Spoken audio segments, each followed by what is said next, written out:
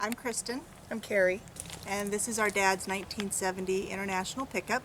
We've decided to sell. He passed away, so we have no use for it. It has a lot of good family memories for us. We used to go camping in the wintertime. We'd go snowmobiling with it. And one of the fun trips we took was snowmobiling in Yellowstone. And in the summertime, Go vacationing motorcycling or camping, right? camping out at the lakes or going down to visit our grandparents in Reno. We used it a lot, and then when they replaced it with a motorhome, then we just used it primarily for collecting wood. I had to help get the wood for the wood stove. Sitting for over 30 years, Yes. not being used, so Alan's going to breathe new life into it. So we're excited about that.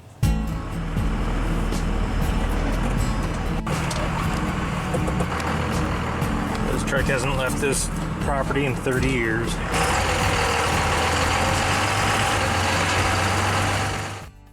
Try to unload this off the trailer, put it into the shop, see if we can work on it. So here will be a good test of the brakes too. Well, I don't go rolling uncontrollably out into the field, but oh boy. Doesn't go all the way to the floor, but it was stuck there for a bit. And I suppose we've always got, it's a manual, so I can always use the clutch and a gear to stop. I must have some brake still because I'm stopping it.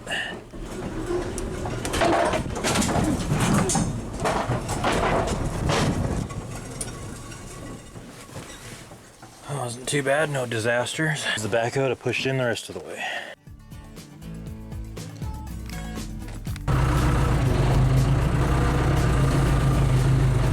This truck came with a tailgate. I don't know if it was, I mean, it's a different color. I don't know if they ever used this tailgate on here, but regardless, whenever it was used last, this tailgate could not be put on because they've reinforced this bed with some steel that's welded in here. That's also helping give the bedside support. I've seen these before where the bedsides are flopping loose because lack of support without a tailgate. So with the support here, I don't need the tailgate, and my plans are to put a camper back on this anyways.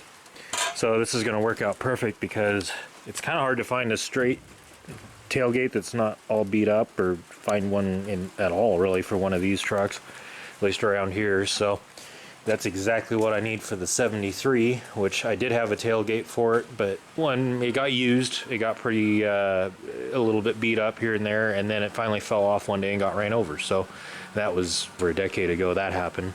So now I've got the tailgate for the truck that I want to fix up for the road, and this truck will still be able to haul and move the camper just fine. So we pulled the old battery out, changed the ends for some used better ends that I had, and test battery here. And before I go too far, I just want to make sure that it even has power and turns over. Got power to the electric fuel pump, and it turns over. So let's progress. A little low on oil anyways, so I'm gonna go ahead and drain what's left and change the oil so it's got new stuff in it that's not 3 decades old. So I'm gonna let this go ahead and drain out while I go ahead and move on to the fuel system. The fuel lines here, this truck's actually got 3 fuel tanks. The factory one on the passenger side underneath. It's got one here on the driver's side underneath, it's been added. And it's got another one on the passenger side on the inside of the bedside as well. And there's a 3-way manual valve that switches between the 3 sources. They've got an electric pump here. They're pretty pinched off, but I'm going to disconnect it here and run a direct line into a container with some fresh gas from not 30 years ago. And later on I'll have to drain one of these tanks and hook up one of the original fuel tanks. This here is the fuel selector switch for that valve that you can turn to one of 3 tanks. It is actually surprising how clean the interior is in this truck. It kind of leads me to question the original mileage.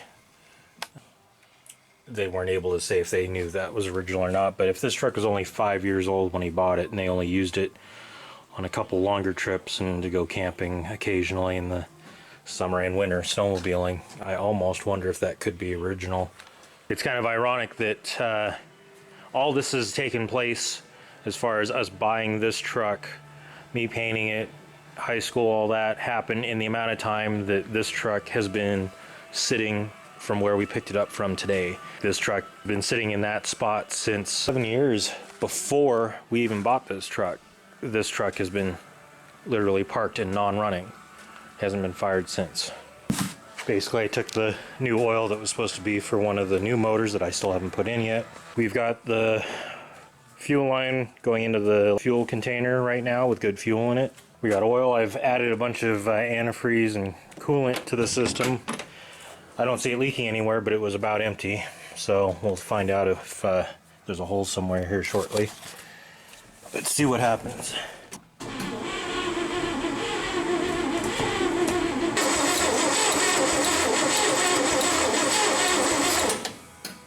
Well, I primed it. It's not firing at all, so I suspect it may need points. I mean, it has been sitting a long time, so unfortunately no fire right now. We'll come back to this and see what I can figure out. So next we're going to try to trace down and see where we're losing spark at. Try cleaning the points. I may just actually need new condenser and points, but we'll find out.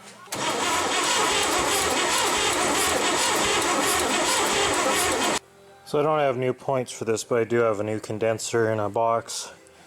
I'm going to try to clean these up a little more, put it back together and just see if it'll fire. Otherwise I'll have to go get new points.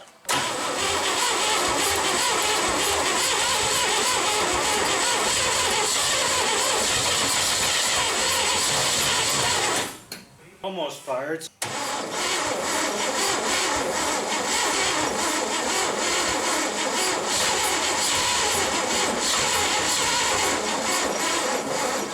A little low on the battery. Swap that out.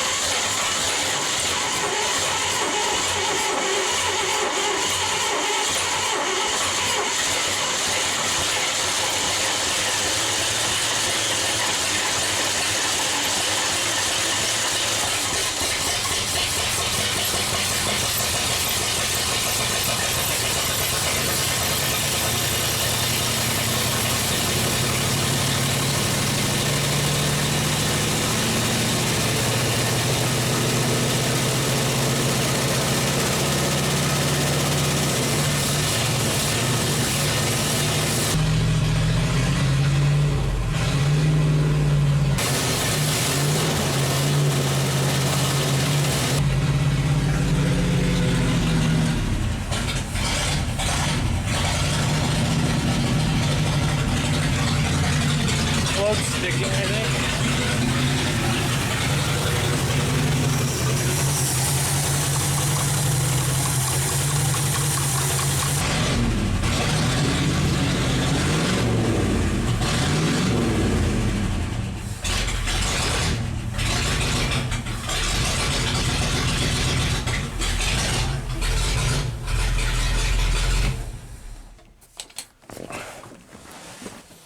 Float stuck in the carb.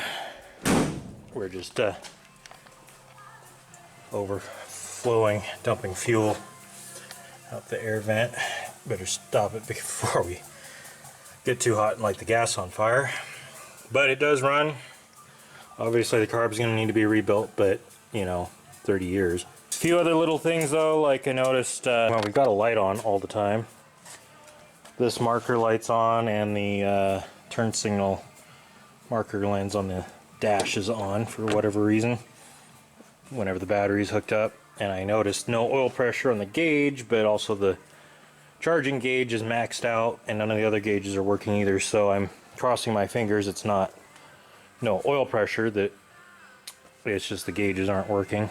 This might be electronic. I gotta check that. If it's a direct line, then we do have a problem. But anyways, that's it for tonight. 3 decades and it fired up again. So I was out here looking for an axle for someone, and I stumbled across the 345 engine, and there's still a carburetor on it. This carburetor actually looks a little almost worse off, but I'm going to go ahead and pull it off since it's not doing any good out here, and maybe try to throw it on there and see what happens. So I've gone ahead and put that carb on, which is the third one. Here's the original, the second one I tried, and the third one. This one seemed to be a little newer or something. I had this automatic choke set up, so I unbolted that from the side because it wasn't even really rigged up to work anyways on the carb. They just had the choke flap wired separate. So I took that off, put this on here. We've just kind of got the flap open, and see what it does.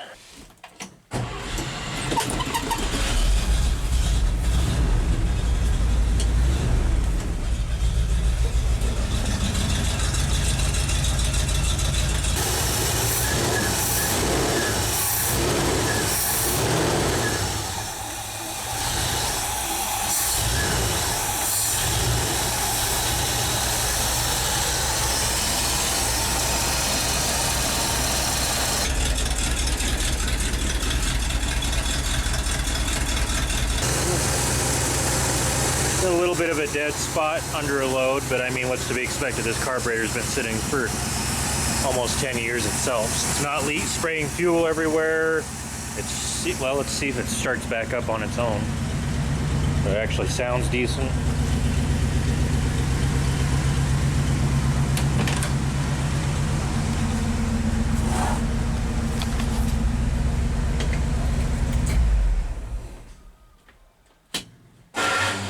Yeah, let's start doing that now. Look at that.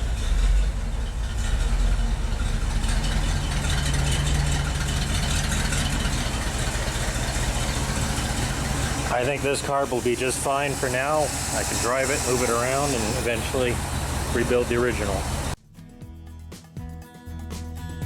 So I got the clutch linkage pivot bolt kind of put in a little bit better there with a nut on it. Didn't even have a nut on it. Anyways, got eager here to take the truck through the gears, so I thought I'd take it to the end of the driveway and back.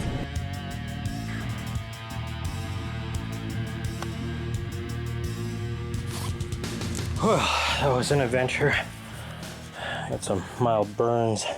Truck almost caught on fire, actually was on fire.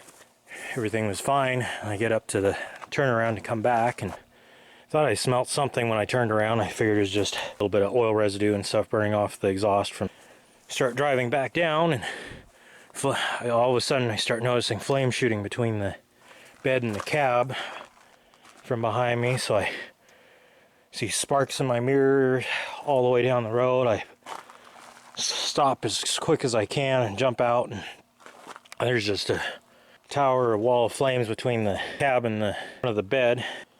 And thankfully it was more on the passenger side because I had my temporary fuel container on the driver's side right behind me. First thing I do is I rip that out of the bed, set it out of the way on the road, and then I jumped under the truck and was trying to figure out what was on fire. Turned out all the needles that were built up above the passenger side on the muffler, which I hadn't really inspected. Basically it heated up from the exhaust and ignited on fire, aided by the wind, I'm sure, from driving, and got the flames going. And it was just a huge, I'm under there and I got my, it doesn't look too bad in the video, but definitely doesn't feel too good. I'm up there trying to reach up to, with my hands on grabbing stuff that's on fire, would pull the stuff down. There's just more and more and more of it, and I got most of it out. It was a very risky and stupid thing for me to do, because the literally the fuel line to the tanks on the passenger side were starting to catch on fire, and had they burnt through or ignited, that would have just burned me everywhere. And even if it was just fumes, old fumes, it could have exploded right in front of my face and everything. Thankfully that didn't happen. I was able to get most of the flames out. It was still smoldering between the cab and the bed, and I was just grabbing dirt and dust, whatever I could, from the side of the road, because I had nothing with me. No, the fire extinguishers are in the shop and I'm way up the road. Should have brought one with me. And then I decided, well, I'll let it cool off a little bit before I put my fuel container hooked back up, and did that. And I figured it was mostly downhill. Fired it up long enough a couple times to get momentum and coast so that I wasn't heating up the exhaust more, even though I was a little concerned because of trying to get down here fast and all the air blowing was going to ignite anything that was still smoldering, and it started to, and it was just a big cloud of smoke, no flames. I was watching for that, but it was on the verge of it when I coasted in here and got out and bailed out of the truck and saw some sparks underneath and grabbed some water that I had and dumped between there and got it all put out. I'm going to still keep an eye on it and check it some more, but almost lost this truck, and that was scary. And that's partially my fault for I should have checked more for debris like that above hot surfaces, and I did on the driver's side, but not the passenger side. And you should always have a fire extinguisher with you. And well, I didn't put one in the truck because it was kind of a spur of the moment. Hey, I fixed clutch linkage. I was just going to go to the end of the driveway and back, and then that turned into going almost a mile up the road, which was enough to heat up and catch fire. But thankfully the truck is saved. Again, a little bit of just minor burns, but nothing horrible. Definitely know now to go underneath and get the rest of those needles cleared out. Poured as much water between the cab and the bed as I can. I can't really get between the passenger main or original fuel tank and the bed in case it's smoldering down there. I've got this toy water squirter that actually was found in the trunk of a car that someone gave us, and I'm going to go ahead and use that to suck up some water and try to spray it in the areas that I couldn't pour it. So use a golf club in there and shove all of this stuff out. I had already doused everything with a lot of water, at least a lot of water that I poured, and it was still smoldering in there. Squirted water in there, soaked everything in there with water, and I scraped it out in there. It's still smoldering, so I got most of it out. I'm going to spray some more water in there with this thing, and once I've got this for sure contained, I'm going to run up the road. I just want to make sure that there's nothing that's smoldering up there on the side at all. There wasn't any that I noticed when I left, but I'm going to double check nothing happened between here and there that may have blown off of this. I think I got the rest out. I've pulled the truck away from the pile of needles that I scraped out of there. There's no sign of anything smoldering or much left to smolder. So, unhook the battery. I'm gonna run up the road and make sure that no sparks got anywhere else and started anything. We're hopping this $500 2001 Dodge gas truck that I picked up for interior and body parts that I need for the diesels. Transmission's going out of this, but it still works for short periods of time. It slips a little bit, but it'll get us to where we need to go. Check this out. Thankfully, it's been one of the coolest and wettest. It has actually rained several times this month in August. Even though we have had rain recently, just even yesterday, I still understand the fire danger is still there. So we're gonna double check and make sure there's nothing along the road here, no embers that got into the grass right on the side when I came down. Right up here is where I noticed the glow behind me and could smell it. And I looked back and saw embers and sparks and stuff. Make sure that there's nothing smoldering on the side of the road. It all seemed to stay pretty contained in the center of the road though. Okay, so right here is where I stopped in a hurry until I stopped as quick as I could there.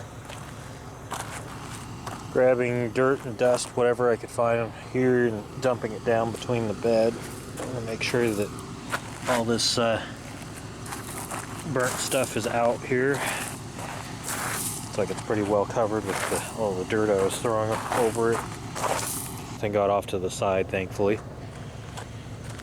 So I think we're good. We didn't see anything between here and the house, so we'll double check again on the way back, but thankfully everything's all right.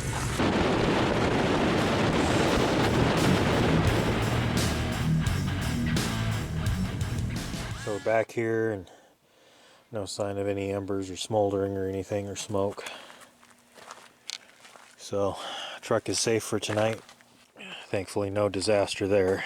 No fires on the side of the road, so we should be good for the night. Although that's starting to blister a little bit. Not too horrible. It definitely stings, so could leave a mark. I've already got one from another burn from before, so nothing new.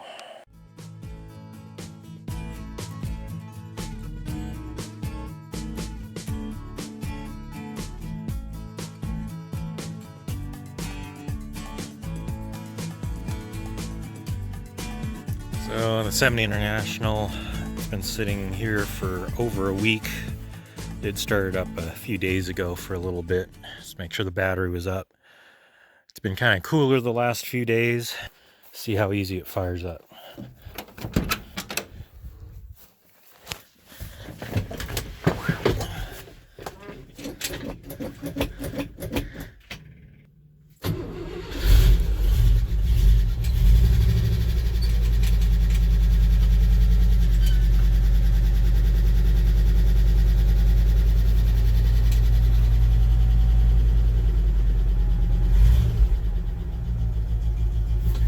And it's idling on its own.